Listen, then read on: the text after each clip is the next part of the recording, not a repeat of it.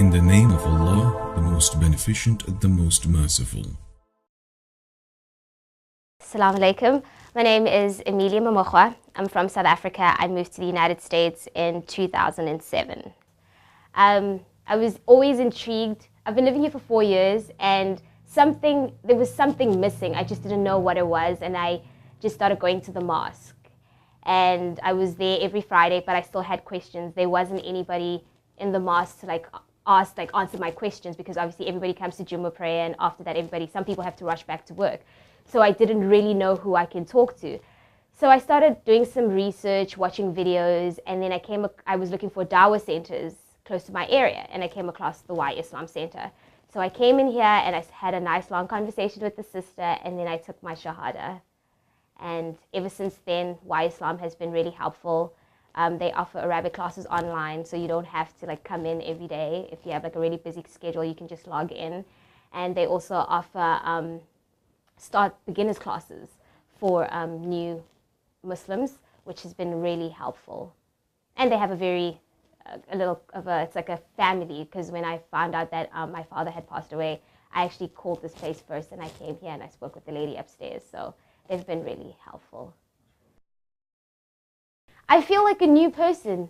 It's definitely, my life has changed a lot, which has been good. I obviously pray, and that's been very, very helpful. Especially after my father passed away, I remember the first thing I did was I prayed, and that helped. It was like a soothing, a comforting thing. That was the hard part, because obviously, my mom's Christian, and she also has her other traditional beliefs.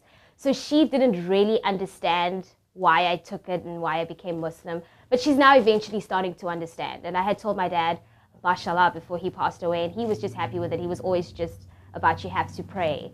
But my mom was hard to let her know, that, because people, obviously the first thing they're going to go is oh, it's a strict religion. Why would you do that? But, every religion is strict. That's how I see it. I think the challenges that I faced after taking Shahada was, I was always a little bit, how can I say, not confident when I'm saying the Surah Al-Fatiha, when you're doing the Salah and you're praying, because you're oh my goodness, am I saying these words correctly?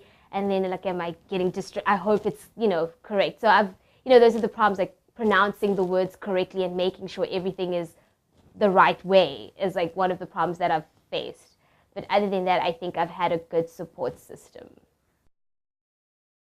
The website was kind of just a guide to say, okay, come to WhyIslam Center. And when I got here, that's when all the questions that I had to ask, we spoke about it. But the books are definitely a good guide as well, because there's a book, a history book that they give you, stuff that was discovered in the Quran way before scientists even discovered, which I thought was really cool.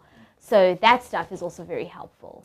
The video is very good, because the video starts off with a story about the Prophet Muhammad. So that helps you understand how he got the Quran. And then the video shows you a step-by-step way of how you should do the Salah, how to do wudu, which is helpful, because I think visual helps you instead of just reading it. It helps you to keep up to date with how you should do Salah and how you should do wudu if ever you get lost. And then they also give you flashcards.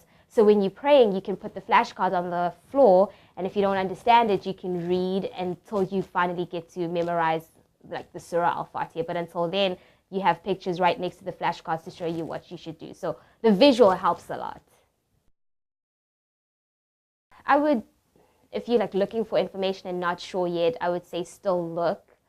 But also it's like, for me personally, how I felt is like if you're sure about something and that's the path you want to follow, I think you should take your shahada and then follow the steps of being with people that are going to help you and guide you through it and stuff. Because if you are not, if you constantly like just looking, you'll never fully understand. That's how I feel about it. That's the very, I've always, like, because I come from a country, South Africa, where we've had Muslims, and you catch a train or a taxi with someone that's wearing a hijab and it's not a problem. But here in the United States, people stay, even when I come back from Jummah, people look at me and you're like, I'm not oppressed. You know, I'm not oppressed. I'm wearing this because I want to wear it. After taking my shahada though, then I noticed that, oh my goodness, a lot more things are happening that is not you know, that is not right, that I feel is not right. I think everybody has the right to practice their religion. But I mean, in America, I feel for some reason they don't give us Muslims enough freedom to practice our religion. It's like you always have, you like just constantly, oh my God, am I going to get stopped at the airport? Am I going to get stopped at this place? So it just makes you feel a little bit like worried.